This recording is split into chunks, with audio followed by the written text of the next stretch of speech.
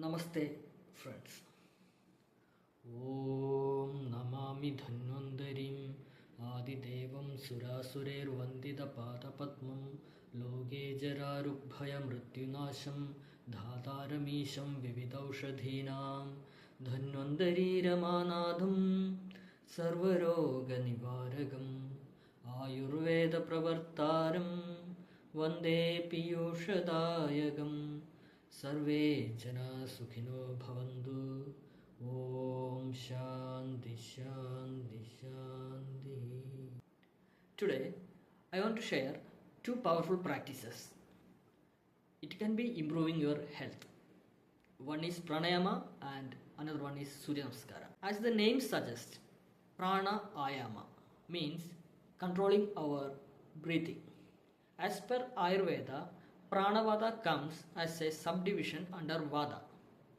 When our Pranavada gets disturbed, we can feel that anxious condition, poor sleep, mental fog, brain fog, that kind of symptoms we can feel. As per Ayurveda, there is Chale Vade, Chale Chittam, Nishchale Nishchalam Bhaved. Means, when our Vada moves in our body properly, our mind works in proper way. When Vada activity stops, our mind also get stopped. So when we are controlling our Vada, mainly Pranavayu, we can control our mind directly. When we are doing Pranayama, we can feel that our system works better, our coordination system works better, nervous system works better, and you can feel that your metabolism gets better. More than that, your hormonal disturbance get reduced. Different kind of techniques are there in pranayama. Nadi Shuddhi, Anulom Vilom, diaphragmatic breathing exercises. I'm not going in detail, I'm just giving an introduction.